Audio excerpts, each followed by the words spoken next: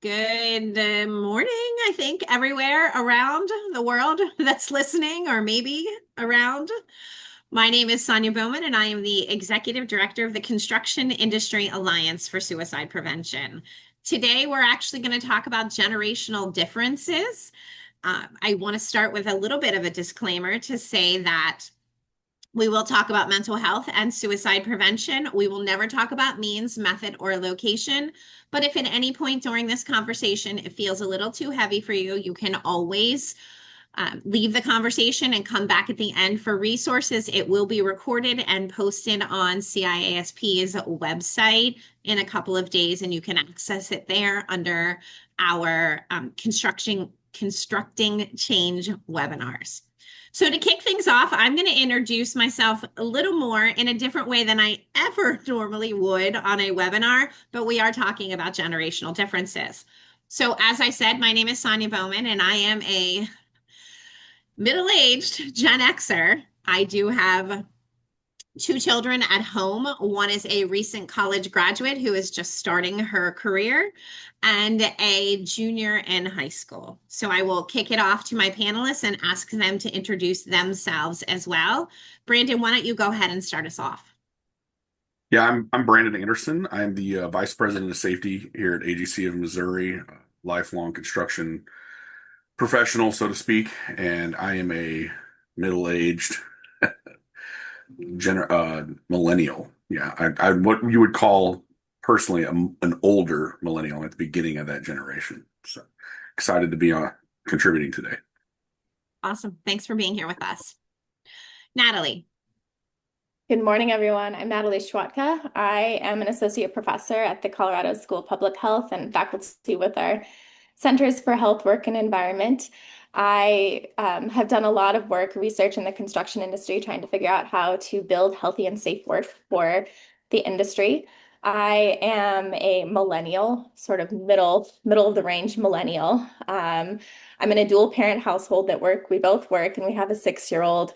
I also have aging parents. My father was from the silent generation, and my mom was a baby boomer. And I have lots of way older siblings, and so I grew up with lots of different generations around me. I currently have a research project that's where this topic of generations in the workplace has come up, and so I'm excited to be talking about this topic. Thanks, Sonia. Thanks for joining us. Mark. Hello, everyone. I just found out a little bit ago I'm Generation X, born in April of 1968. I'm married to a Generation X. We have two children, which are grown adults, which are both millennials. And my title is I'm the safety director with the International Brotherhood of Electrical Workers. I've been with the IBEW for 37 years. Great. Well, thank you for being here, everyone. I think we've got a great mix and at least a lot of perspective to add to this conversation. Natalie, I'm going to ask you to kick it off and sort of set the stage for us a little bit as a professor and a researcher. Share some insights on the data around the generations that are in construction. I think I saw somewhere it's like 5 generations currently. Yeah, I mean, anyone on this call today can tell us that they're working with folks from all different ages.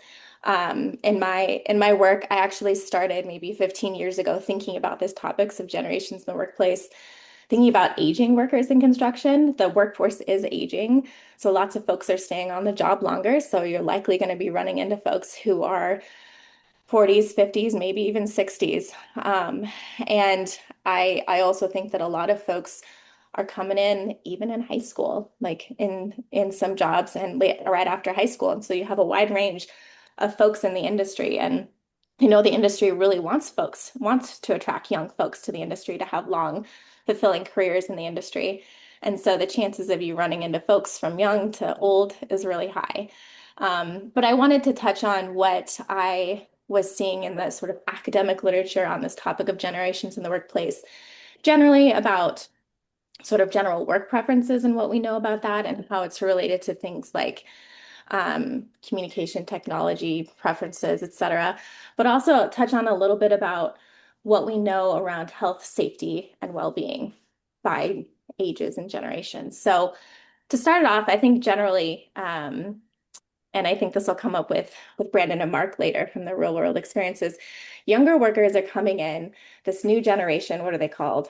Gen Z, those young alphas, maybe they're popping in. Alphas, I think. Yeah. Um, they're looking for things like more communication, more transparency, more psychological safety, and they're very tech forward. So they're very interested in using technology, whether it's on a phone or a tablet in their workplace, and they're really curious about that.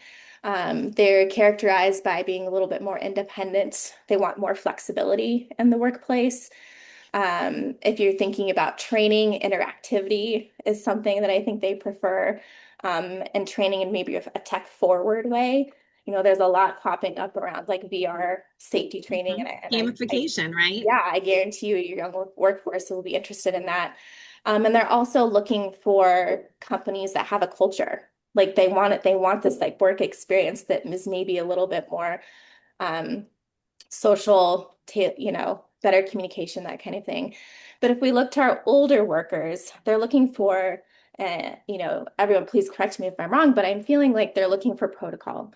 They have lots of experience to share. They want to share their experience.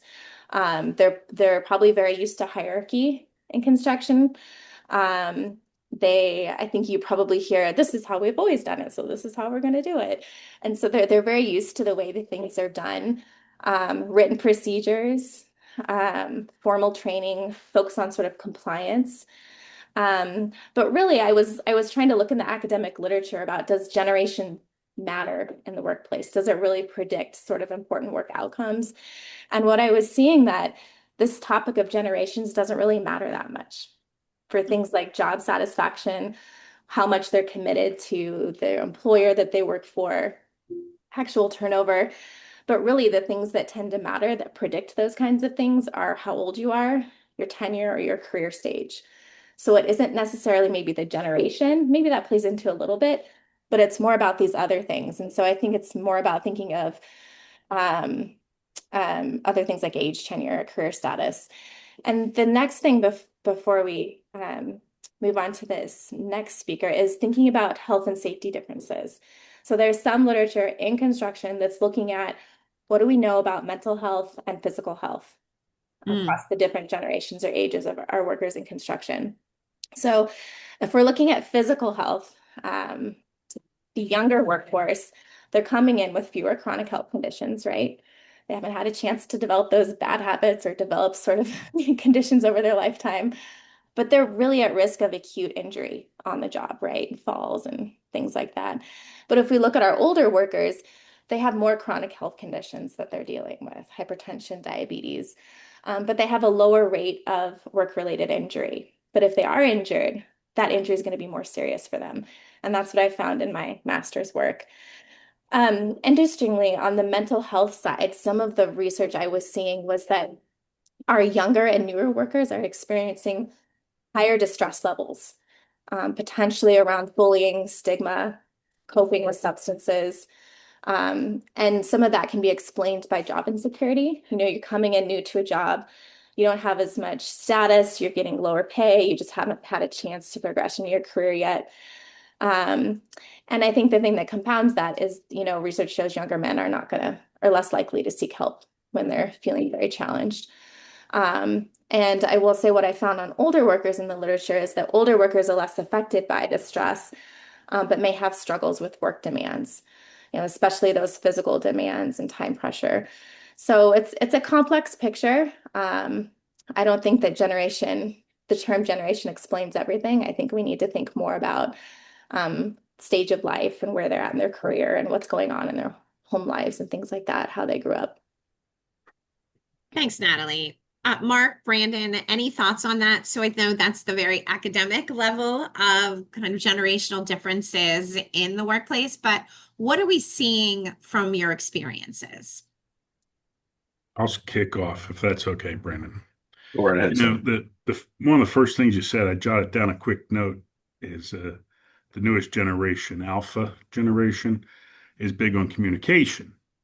Well, to me, that just makes pure sense because they've had social media in their lives since the beginning of their life.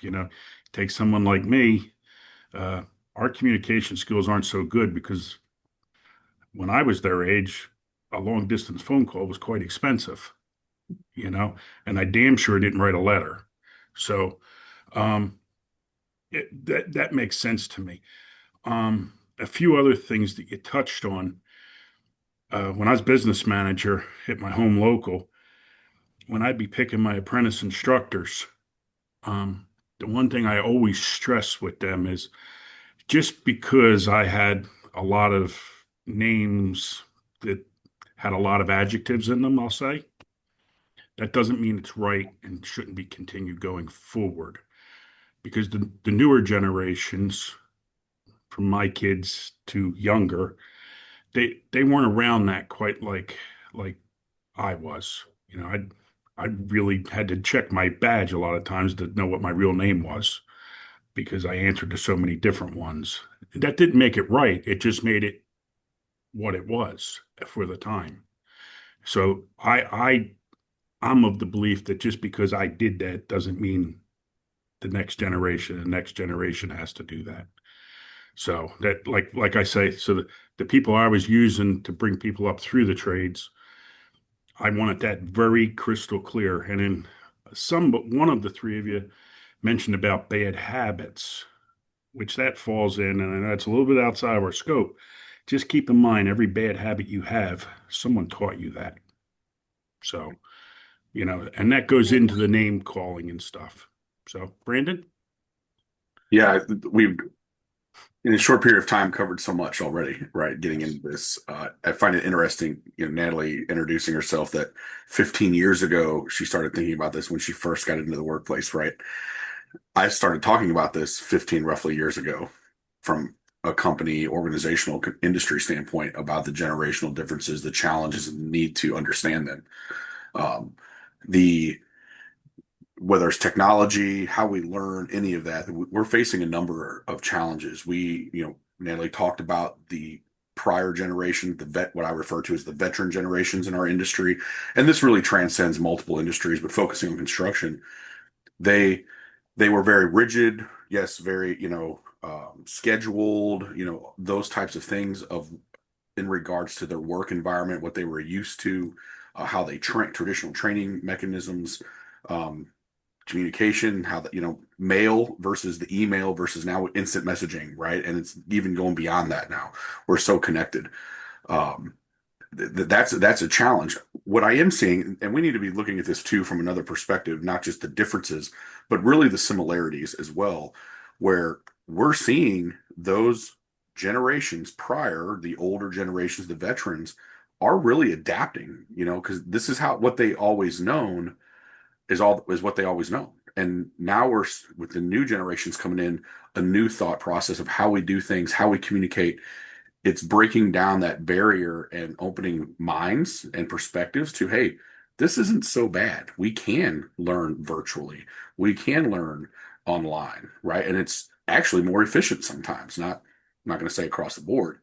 Uh, so we're seeing an evolution. We're very much in a transition period, and it's only going to continue. The next two generations, the alpha, you're talking 2013 to 2024 individuals, as far as the years they were born, rough loosely. There's always debate on what that time frame looks like. And the next generation after that, from 2025 and beyond, they're not going to know anything other than this thing. So true. And then you're in the next generation, they're being born into AI, a world where AI is the thing. Some of us on this call can remember uh, encyclopedias. For those of you that don't know what that means, Google it. Use the technology to find it, right? So Right. that's where we're at today. And the industry, whether it's from a leadership standpoint to boots on the ground level, we're seeing because of the turnover and loss of institutional knowledge, the traditional construction worker that's been here for 20, 30 years has been the leader, and those folks are leaving faster than they can be replaced. One of our biggest challenges is that knowledge base, and we're seeing individuals the past few years, and even going forward, this will continue to be a trend, that are becoming superintendents, foremans, project leads, whatever term you want to use for them, faster than ever before. And it's exciting, but it's also it comes with some challenges as well on a number of levels.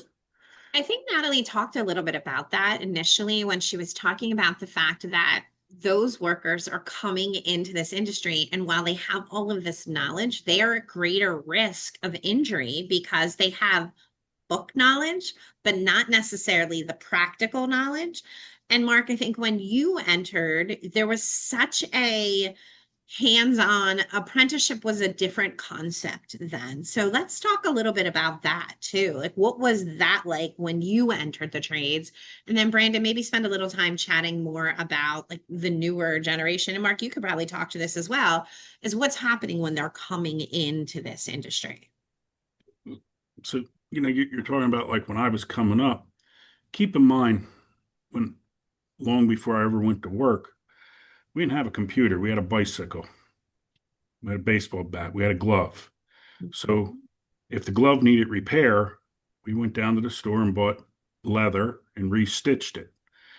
If the bicycle had a flat tire, we stole our dad's tools, took the tire off, had it fixed, put it back on.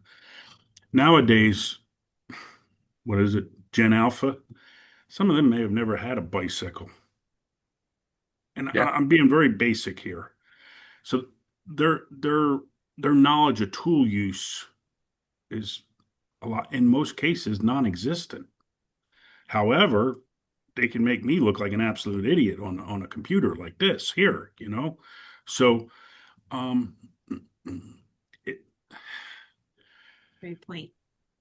to Brandon's point, because he brought this up when we were talking the other day, what we all forget is we were Generation Alpha when we came up. I don't care what generation you Right. are, because I don't know what generation is before me. Like I say, I just learned what generation I am. Boomers But were before but us, Mark. but I had a guy retiring out of my local, and he was just on a tirade one day about now this is on the computer, that's on the computer, and I'm sick and tired of change. And I was a little sarcastic with him. I said, all this change is bad. We need to go back to gasoline trucks. We don't need automatics. Let's go back to a manual transmission. We don't need air conditioning. We don't need power steering. And once again, he called me a few adjectives and stormed out. But a few days later, he come back to me and he said, you kind of opened my eyes. And, and as I said the other day, those same guys that were giving him a hard time, they used to show up with polished work boots, pressed Dickies, and the guy I was talking to, he came home from Vietnam. I know he showed up in a pair of jeans and a t-shirt. And I know you probably didn't see his ears because his hair was over them. He probably hadn't shaved in a few days. And he damn sure didn't listen to Frank Sinatra, you know? So we're dealing with the same thing. It's just we're the frustrated ones now. And I don't care which one of you I'm talking to because we're all slightly different generations. We're dealing with the same thing because Generation Alpha looks at it differently, no different than when I came out or Brandon or whoever. It is the same. Just like Brandon said, it's just the instances are slightly different. And if we all work together and wrap our minds around that, we got this. Well, I think that one of the things that you said that is, I just never thought about it like that, is that when we enter the workforce, we are all Generation Alpha. And as I'm dealing with my daughter who just graduated and she's entering the workforce, the questions, they make my eyes twitch. But then I was like, that was me back then, right? That was me when at my first job, I am 100% sure that my first boss was like, you just asked that question again, right? Well, Very true. It brings a layer of empathy, right? I love Yes. thinking about it that way. We're all struggle when we're starting out work. Yeah. Mhm. To that point of we're all, we've all been in the same place as the next generation coming in, right? That we're into the workforce. And the view hasn't really changed any. So I'll read you a quick quote. It says, I see no hope for the future of our people if they are dependent on the frivolous youth of today. Certainly all youth are reckless beyond words. When I was a boy, we were taught to be discreet and respectful of elders, but the present youth are exceedingly wise. and impatient of restraint. When was that said? You could make an argument every generation, as we were just saying, has said it about the prior generation. That quote came from 700 BC. And Stop it. we're doing pretty good, folks. Mhm. You know, Wow. yeah. So Hesidius or Okay. Hesiod, I can not pronounce his Greek mythology way back then. But anyways, this philosopher, 700 BC, made this statement, and you would have thought the world was ending, right? The sky was falling, and here we are, 2026. We're doing pretty well. You know, some of the generation, with the five, almost six generations working in the industry today, never really before been the case. We're seeing younger people working well, I won't say ever before, and we're seeing individuals, staying in the industry even longer than ever before. It's kind of historic in one hand, but Mhm. then also if you look from the empathy standpoint, right, Natalie, if we step back and take into consideration who we're talking to at the moment, who's listening, who we're dealing with, who we're training, who we're providing guidance to, and try to understand how they best learn. How did they come up, right? Mark came up very differently in some aspects than I did. And compared to someone that's brand new coming into the industry, Sonya mentioned they're asking why. Like my eyes twitching, like you're going to ask how many times? Well, that's because that was their environment they Right. grew up in.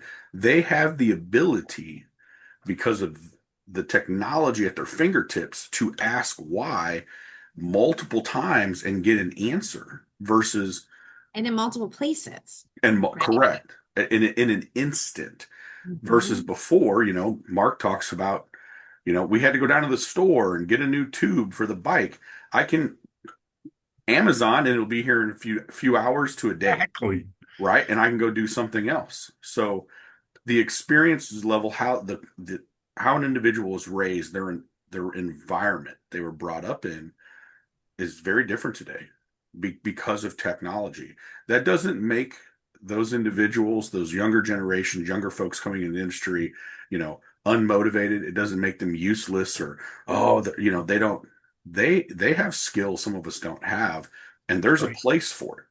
And we need to be looking at it from that perspective as well. Well, How speaking many of that times, Brandon, perspective, go ahead, Mark. how many times have they turned around with some of your journeymen on the job where the journeyman wasn't exactly sure how to use the new technology that was out either, and that new the new kid, I'll just say, Yeah, yeah. YouTubed it. Right. Sure. Because Yeah. because my generation never thinks about it. Like my son will say to me, "Did you YouTube it, Dad?" Nah, what are you talking Yeah. about? You know, Yeah. which keep in mind, my kid's 1 year younger than you, Yeah. So and my point is there's not that huge gap between me and you. I mean, Right. you, and you and I look at it differently, Correct. and and Yeah, and, absolutely. and I'll bet you Generation Alpha looks at you when you say YouTube, they probably know about something else that's even Yeah. better. Yeah. My youngest son has made the comment of, back in the olden days, Dad, in the 90s. And my next comment is if you want to see your next birthday, you'll stop with that, 'cause- but Right. with that though, from a challenges standpoint, the example you gave, Mark, you have a foreman, a journeyman, and you have an apprentice or someone that just a younger journeyman, and he's correcting that journeyman. Like, hey, have you looked at YouTube? Hey, let me show you how to do this. There, there's a respect, balance of power, and some offense there. And it's important for both sides of that conversation to be mindful of, I'm not going to call you out, Mark, in front of the whole group, right? That's going to embarrass you, belittle you. A younger individual may take that as an opportunity for debate and conversation. Well, let's talk through this, right? And vice versa. So it takes, again, both sides has to be mindful of how they're addressing and communicating and working together, because we can work together for sure. Absolutely. I think too that you guys both have mentioned communication and how we look at things. And I'd like to kind of bring this back to the conversation around mental health because I think it fits here that Mark, your and I's generation, we never talked about mental health at work. And if you did, it was very much a sign of weakness. But that younger generation, it is very much part of who they are. It's what they look for when joining an organization as to what the mental health benefits are, whether there is PTO available, and whether there are things like an EAP involved. So let's talk a little bit about that and how this conversation evolves within the generations, but really within the workplace as well.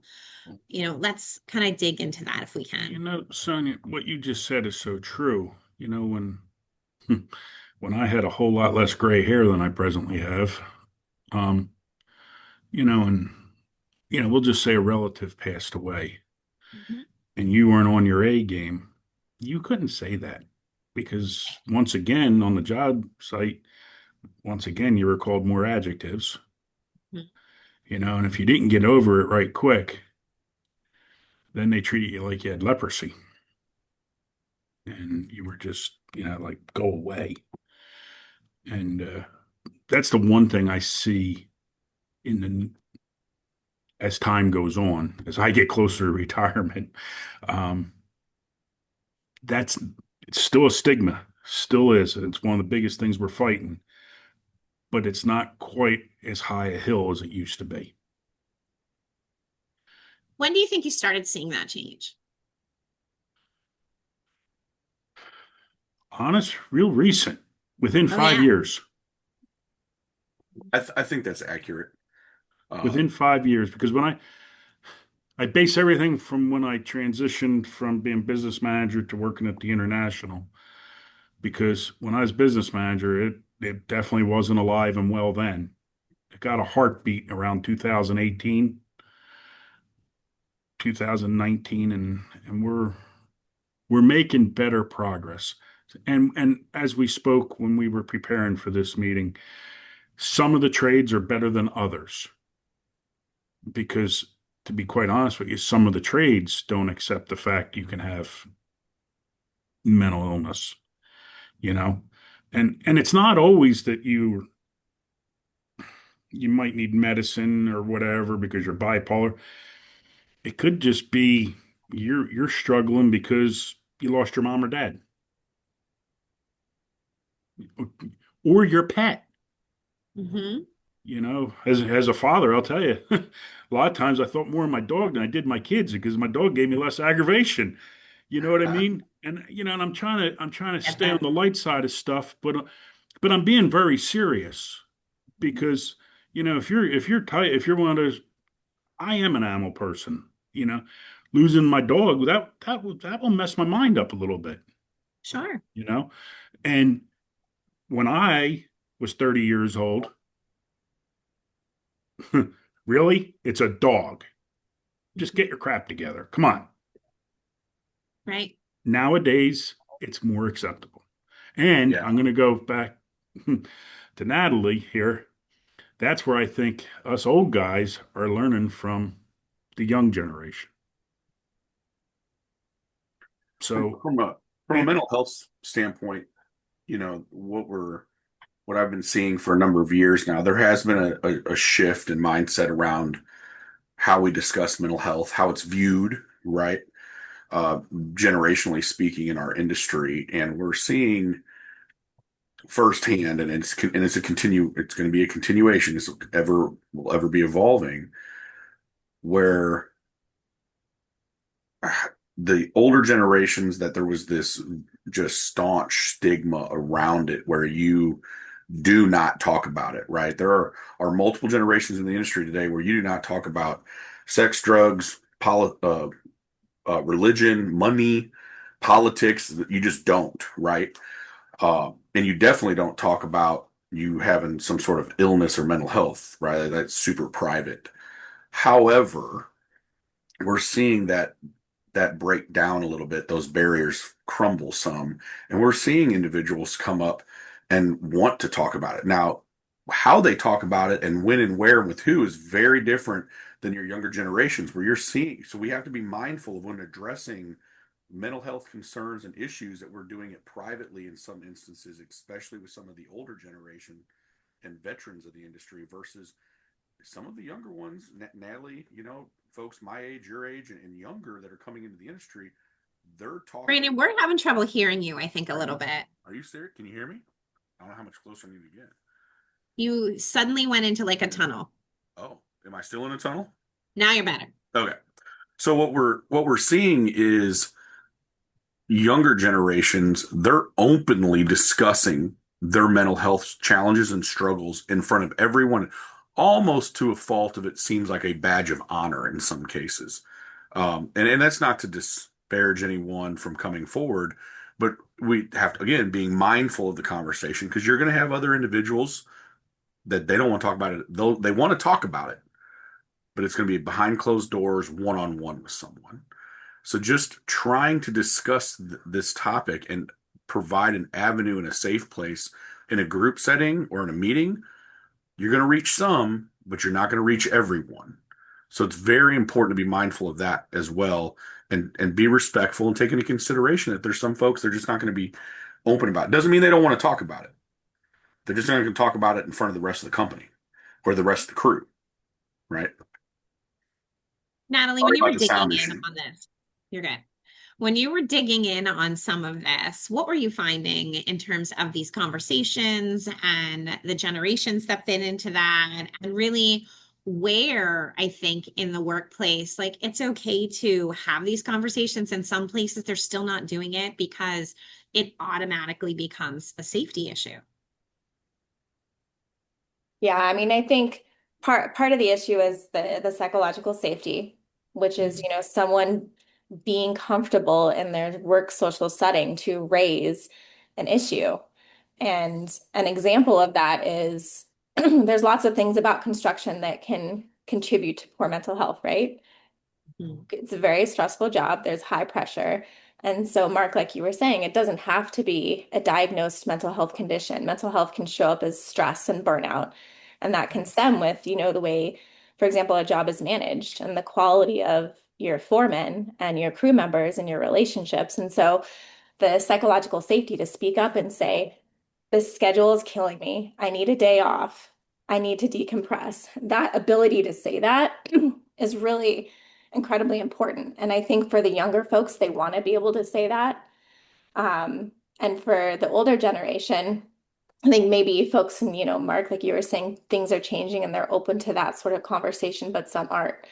And so I think in my work in particular right now, I'm focused on sort of leadership and how to train job site leaders on how can you, for example, practice active communication, which is a core leadership skill to recognize when people are feeling stressed so that if they're not comfortable raising their concerns and saying, I need a day off, you know them, you can see their body language. You can see maybe they're withdrawn and you can step in and say, hey, how are you doing? And I think the struggle I found is how do you get these folks comfortable enough to broach that subject?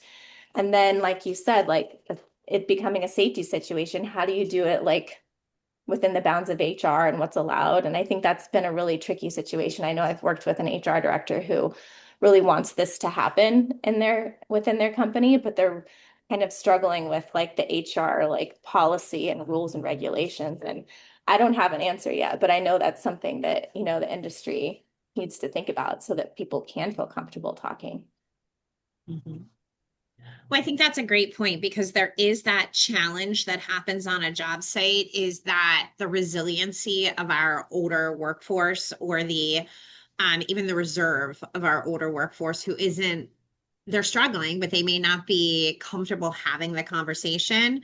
And then the balance between our younger workforce who, during COVID, we encouraged people to talk about our mental health. And those were the kids that were aging into the workforce now.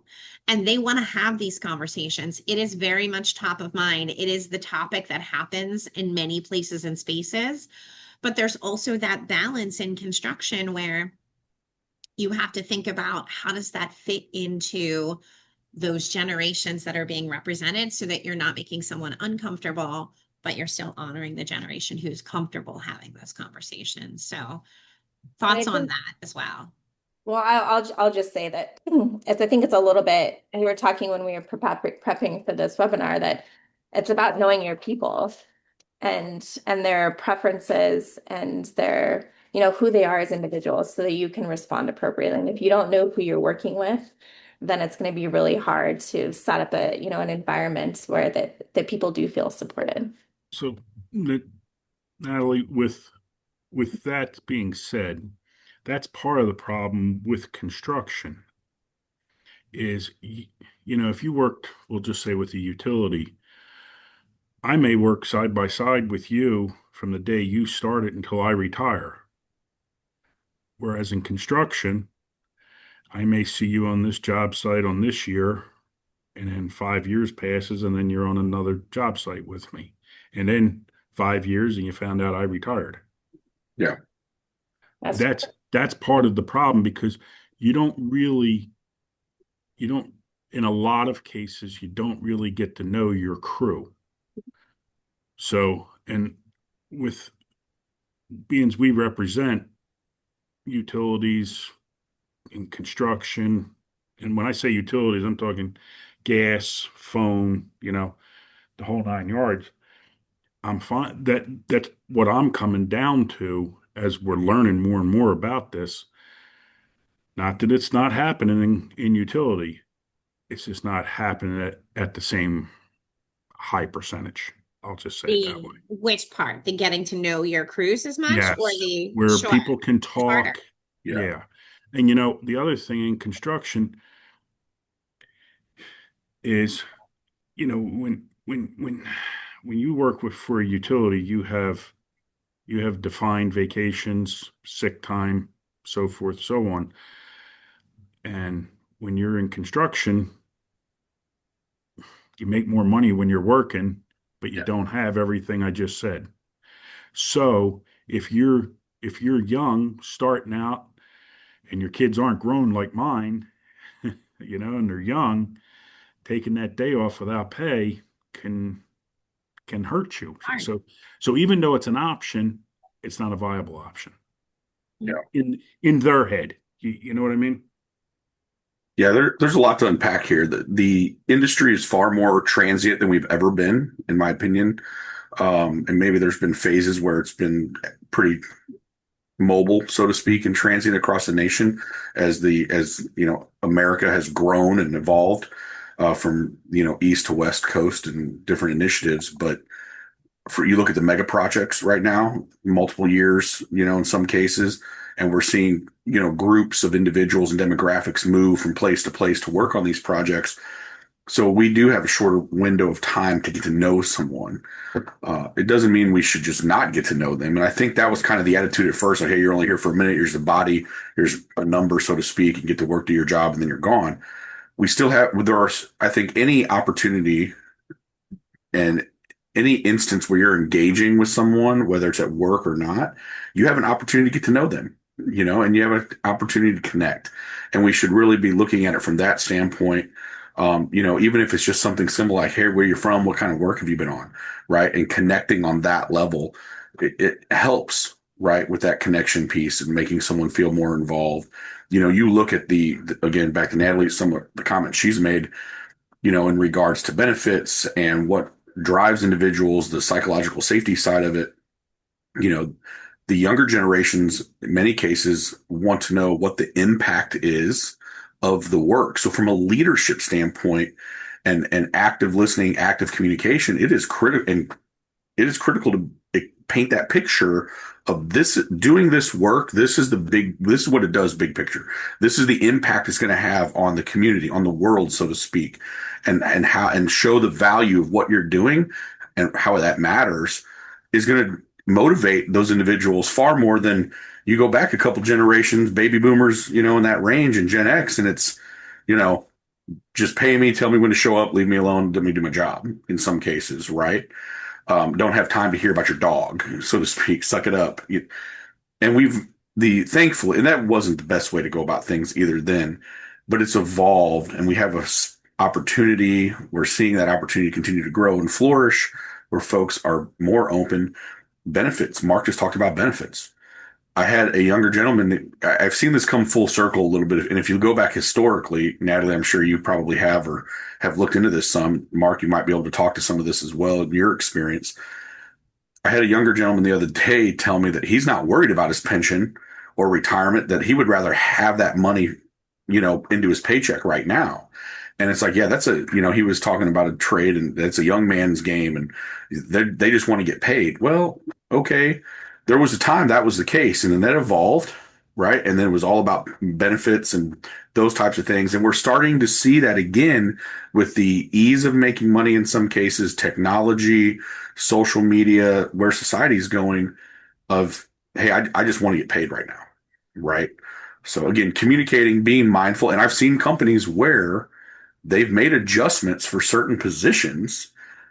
Maybe they back off the benefits a little bit and they provide a little more hourly rate because from a tenure standpoint, there's data going back to 2016, even before that, where folks aren't staying for very long. 18 months in some cases is 13 months or less is kind of a norm for some demographics of the various generations, and they're moving on to another job. Either it's because of pay.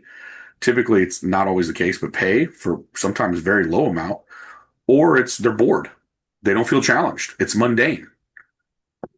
I think that's a great point. Natalie, can you talk to that a little bit? Because I'm sure you've seen in your research where generationally it was not as acceptable to change jobs as frequently.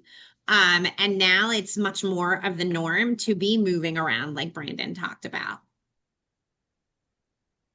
Yeah, I mean, I haven't seen that in particular. I think the way I've seen it show up, everything I do is around health and safety at work. So the way see it show up is that means employers are going to be onboarding new and experienced folks all the time, and especially in construction, that puts a lot of pressure on the contractor who's ever in charge of safety, their safety manager, to train them up on new processes, and that's probably happening every day.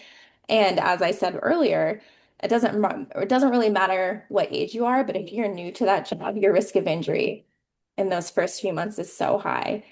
And so, from a risk perspective, folks need to understand if they're doing this, they need to be really paying attention to how to do this job safely. And I think thinking of, maybe like our new world of technology, there's probably lots of really good opportunities here to like redesign training and redesign work so that we can account for this constant flow in and out of jobs and job sites. I think that, yeah, that makes a lot of sense, certainly, is that there's also a cost associated with that as well. From an employer standpoint, is what is it costing you to have to continuously onboard these people? So Yeah. how do we make the workplaces more attractive then to the worker to want to stay? What does that look like from a psychological standpoint? I'll jump in really quick because I've seen this in with research projects in other industries that I think employers automatically assume it's the wages. If I provide the most competitive wage, people are going to come work for me and they're going to stay work for me. And to a degree, that's 100% true. Like that matters. That's basic.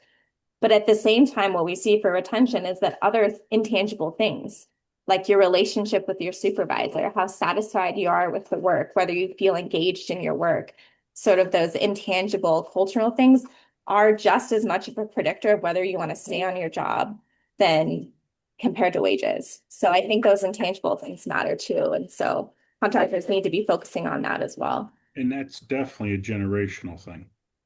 Yeah. And I again, say that because I've reached the age that being I didn't listen to my mom and I did everything that she told me I would pay for when I got older, benefits are pretty damn important to me right now. And so like you can take my daughter, who's how old is she? 36. You know, she doesn't understand benefits. Well, who cares what your medical benefits are? She's as healthy as they come, right? Now, my son, who's like I say, that's Brandon, uh, he's starting to get that. He's starting to understand what benefits are. And it typically happens Are you there? when Are you there? when Are you you have there? when you have kids and and the medical bills start. then all of a sudden that's important. That's why I say it's generational. Because you take Generation Alpha, I guarantee you, they couldn't care if they had free medical because So I challenge that, Mark. I think what they care about more than anything, and maybe Natalie or Brandon, you might be able to weigh in on that. They care about what their mental health benefits are because that is so much more a conversation now, is that they're coming into the workforce already in therapy, already open to having these conversations. And so they want to know at least that that's there. They may not want to care as much about what happens if they break a foot or need to get casted or have to have an appendix out, but they care about those mental health benefits. Yeah, no, I would agree with that. And I think, to comments that were made earlier regarding how do we, with the constant onboarding, right, and turnover, so to speak, how do we attract and keep, right, retain? And regardless of generation, we have to do a better job of communicating what our mission is, what benefits are available, and the why behind the importance of the work we're doing, and how that connects to how each individual connects to that in order to keep those and retain those employees, especially some of the younger ones, so they're not getting bored, they're not looking for the next thing. Obviously, pay and benefits are a big deal, but really creating that social, cultural environment at work where they feel part of something, not just a paycheck on an assembly line, right? Being collected, working 9 to 5 or 12, 6 to 6, whatever the case may be. Um, we have to show that connection and then grow it, build off of it, right? And it's challenging from a mental health standpoint. We're seeing the benefits of just that, where we're seeing individuals, generationally speaking, don't talk about their mental health, don't ask for help, coming forward doing just that, yep, doing just that, in many cases, and not just reserve from a reserve standpoint with reservations. They're coming forward and appreciating it, and then they're going back and talking about it in some instances, which just continues that evolution of it growing and being a positive thing, and that culture, and it's saving lives. So that brings me to a couple of final questions as we're getting close to the end. That it's a perfect segue, Brandon. It's almost like we practiced this. We didn't. We're way off the rails.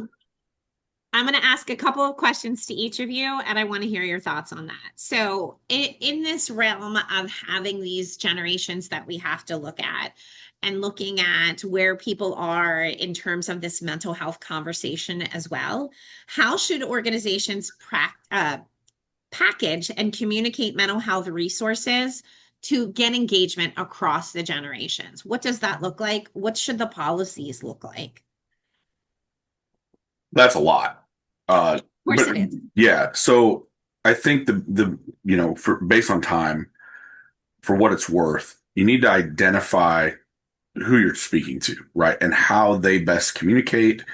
And are they open and comfortable talking about it in a group setting, as I mentioned earlier, or is it more one-on-one? And it's going to require a little bit of, kind of, you know, grouping individuals together, right? Trial and error. Yeah, trial and error. Like, you might go through your list of employees and say, hey, this group of folks, based on age, we're going to hold a meeting privately with just them. And there's nothing wrong with that.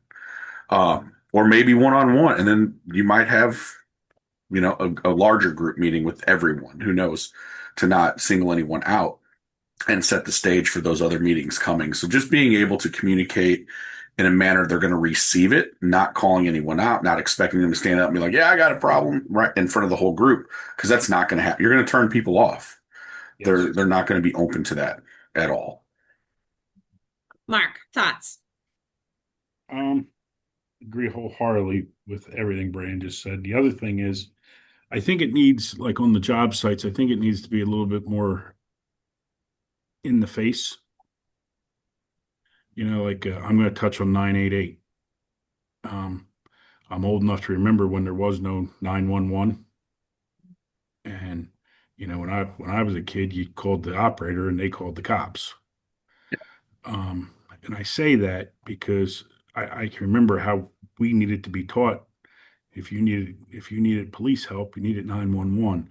So, like, I'm a big proponent of hard hat stickers with 988, uh, break rooms with 988, portalets with 988. Um, Good I, point. I just believe to to exact Brandon's point, you got to be in the face, and it needs to be where a lot of times it's them and the information. Right. So, Absolutely. Natalie, thoughts on this? Yeah, so my thoughts are that maybe we don't need to think about generation, as in you're a boomer, you're a Gen X, you're a millennial, whatever. Maybe employers need to think about it in terms of what career stage are they in? And in that career stage and age, maybe, what do they need in that moment? So your early career, maybe they don't have families yet, but they have lower job pay, lower job security. So those are going to be unique stressors for them. We know from the data that young workers do still have a lot of psychological distress. So we need to make sure to communicate these resources are here for you. Like you were saying, Sonia, they want mental health resources, they need it. Our mid-career folks they have families, so they may have kids that they're also taking care of. They may also have aging parents if they're a sandwich generation taking care of, and they need PTO, and they need to be explicitly told, you can use your PTO for a mental health day, you can use your PTO to care for your parent. And for those in the late career stage, Mark, I think you were saying this in our prep call, it's stressful and unknown to start thinking about retirement and what resources do I need in that particular stage to make that successful transition. And so maybe it's the same kind of benefits, PTO, 988, whatever, but the way you communicate it to people and give examples of how you can use those differs by that career stage or what age you're in. I think that's a great perspective. you know, Final thoughts from any of our panelists before I open things up for questions. I would just add that it's important that we be mindful of everyone that's on the job site, the complete makeup of who your crew is and who your people are. And this isn't just job site, it's in the office as well. This transcends the entire industry from top to bottom. And are we meeting them where they're at, right? Like Natalie said, not always just based on generation. I've seen some 50-year-olds come into the construction industry, never worked here before, right? And older, which is great. Uh, and how are we supporting them, regardless whether it's development opportunities, benefits, or even from a mental health standpoint? Because more than likely, look around a job site or an office. I think about the video that CISP you all just put out, and Chris, a dear friend of mine, making the comment about as a crane operator. I wonder how the folks on the ground would feel if they knew I had a mental health issue operating this crane, so to speak, right? What does that what does that look like? You know, are we supporting those folks? Are we providing tools? Is that person have an opportunity um, to get help? Is our company providing that? What are we doing to meet people where they are? Absolutely. Absolutely. Mark, final thoughts. we could talk for hours on this. We could. It, We could. and you know, to the point of the absolute beginning of this, it wasn't that long ago we wouldn't even have this. So the things like this need to continue to grow. And like each and every one of us on this panel, we all kind of think we're experts, and every one of us has learned something from the other. Mhm. And that goes right out to the work job site, I guess I should say. Um, and like we just have to be more open-minded as to what somebody else is going through, because you don't ever know what someone's wearing in their shoes until you put their shoes on. And Absolutely. and and everything affects somebody differently. And that's and we're getting there. Like I say, I feel like in the last 5 years we have made forward progress. So Natalie, final thought. I don't think I have any final thoughts. I just think that it's really important to have this conversation. And I think someone's question, oh, Emily's question in the chat about, do you recommend communicating with the workforce about different generations and how to work together? I think so. I think you have to name it. It's there. People are struggling with it. And I think that's maybe a way to get to know each other. Like we were joking earlier about how like folks from different generations have different proclivities to certain things. And so like having that be a fun conversation starter for a toolbox talk or something as a way to get to know each other could so I think help start that. Awesome. Thank you. Sometimes, And go ahead, Mark. sometimes we have to be reminded we were that new generation. Yes, very great point. Natalie, where can someone go if they want some data on this conversation? I'm happy to share.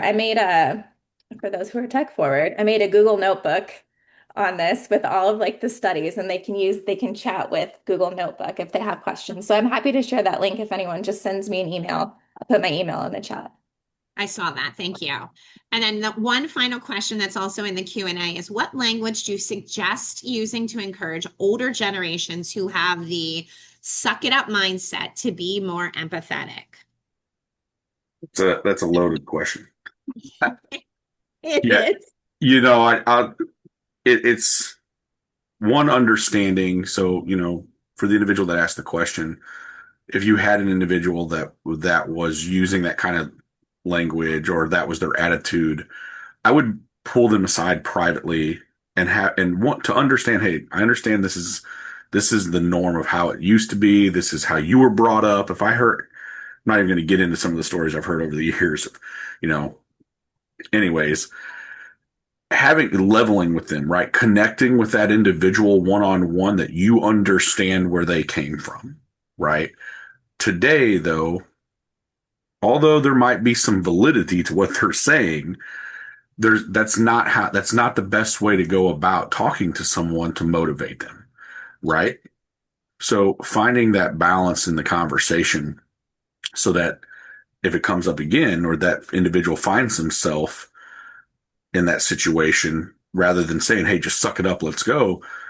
Hey, what's going on? What's wrong? What can I do to help you? Right? How can we go about this differently?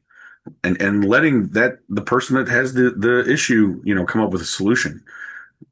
There's a number of different ways. We don't have enough time to get into all of it, but I think the biggest thing is meeting with those folks individually, one-on-one, having that conversation, connecting with them, being sympathetic to them and empathetic to how they were brought up in the trades or in life in general. And then how can we better handle this going forward, right? Because I can't have Mark telling someone to rub some dirt in it and suck it up and, kick them in the rear and get back to work. That's just not going to be effective. And we're not going to have a workforce because some of these younger folks, they'll walk in a heartbeat. Absolutely. Just based on the tone of voice from someone. Sure. And when I came up, Brandon, if you walked, you were called worse names. Correct. You know what I mean? Yeah. So. Well, we are coming to a close. I want to thank my panelists for being here today. I appreciate every one of you and the insights that you shared. If you are looking to reach any of us, our contact information is all in the chat, as well as the contact information for the Construction Industry Alliance for Suicide Prevention. Our website is preventconstructionsuicide.com. Thanks for being with us today. As I said, this will be posted on the website if you want to watch again or have any questions regarding the webinar. Have a great day, everyone. Thank you. Thank you. Thanks, guys. Bye.